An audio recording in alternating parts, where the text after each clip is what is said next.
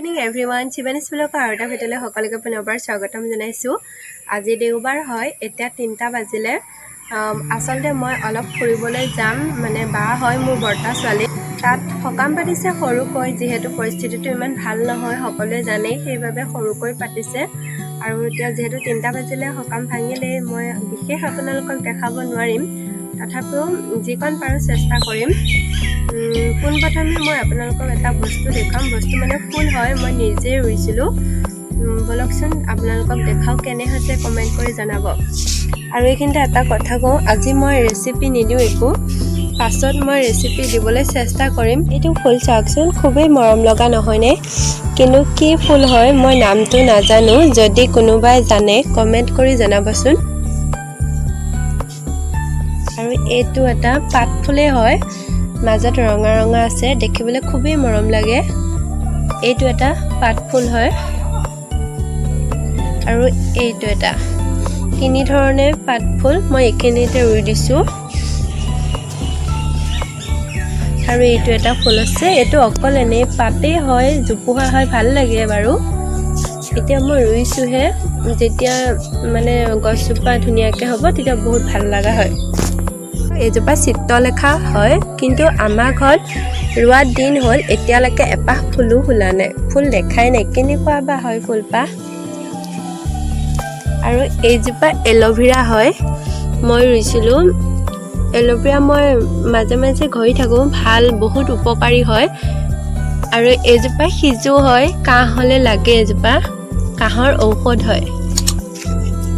আৰু এয়া চাওক,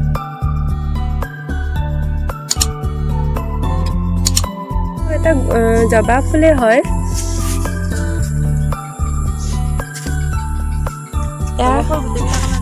এয়া গধূলি গোপাল ফুল।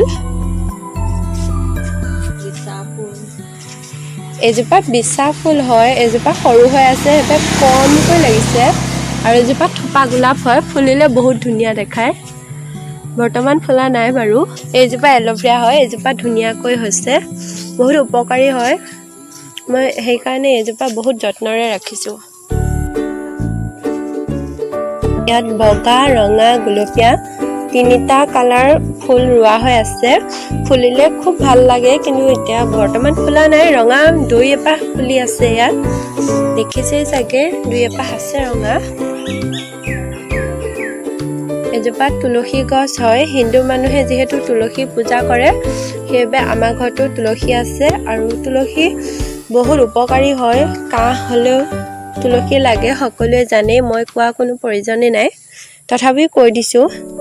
এজোপা থৈলা ফুল হয়, এনেকৈ মাজটোত ৰঙা আছে আৰু কাষটো সেউজীয়া, ভালেই লাগে, ফুল হয় বাৰু, কিন্তু এতিয়া বৰ্তমান ফুলা নাই। তাৰপিছত এজোপা ৰঙা হয়, ওখ হৈ যায় গছডাল, ভাল লাগে।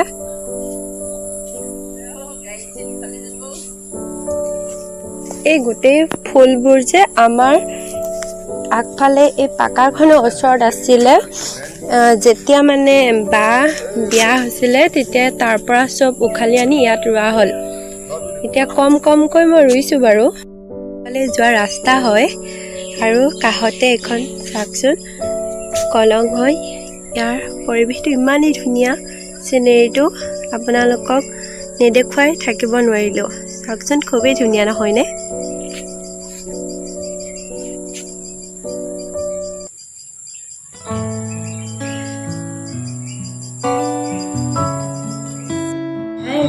মই বাৰ ঘৰৰ পৰা আহিলোঁ, আহি ফ্ৰেছ হৈ চাহ খাই গৈ আজৰি হ'লোঁ।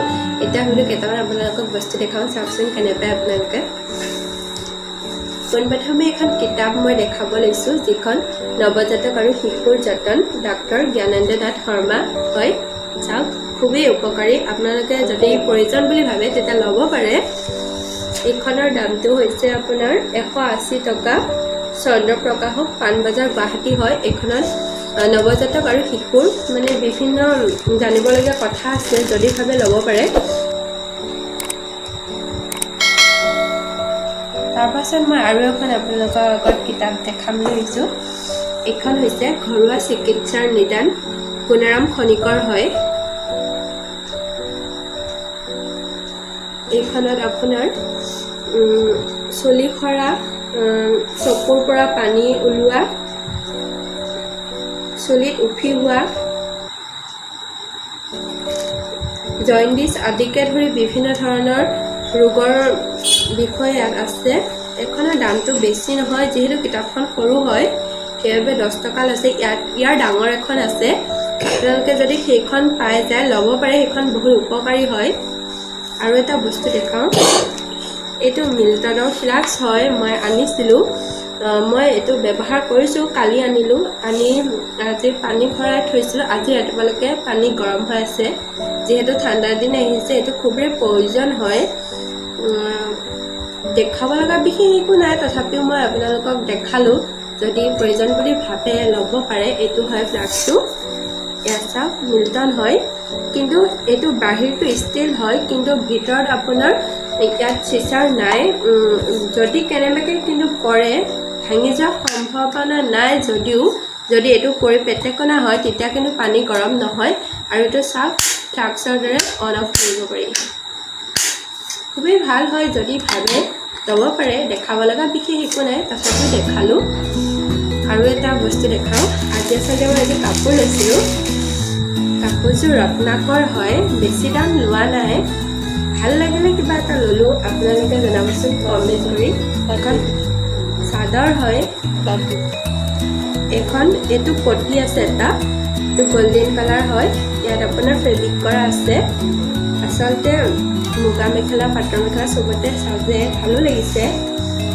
আৰু এখন মেখেলা হয়, অৱশ্যে কাপোৰযোৰ এতিয়ালৈকে মই চিলোৱা নাই, আজি লৈছোঁহে। এইখন চাওক মেখেলা হয়, ৰঙা, খুবেই ভাল লাগিছে নহয়নে? তাতে গল্ডেন কালাৰ আছে, এইবোৰ ফেব্ৰিক কৰা হয়। এইটো ব্লাউজটো হয়, ব্লাউজটো চিম্পল হয়, একো নাই, চিম্পল হয়। চাদৰখন মই ভালকৈ মেলি দেখাই দিছোঁ, চাওকচোন। গোটেইখন কাপোৰটো মানে অলপ নেট টাইপৰ হয়, কিন্তু গৰমতো পিন্ধিব পাৰি, ভালেই বাৰু, ভালেই লাগিছে, কোমল হয়। আপোনাৰ কাপোৰযোৰ মোক কেনে দেখাই কমেণ্ট কৰি জনাবচোন। এইযোৰ দামটো মই কৈ দিছোঁ, 400 লৈছে এইযোৰ। আপোনালোকে কমেণ্ট কৰি জনাব কেনে লাগিল কাপোৰযোৰ। ঠিক আছে, আজি ইমানতে মই ভিডিঅ'টো সামৰিম।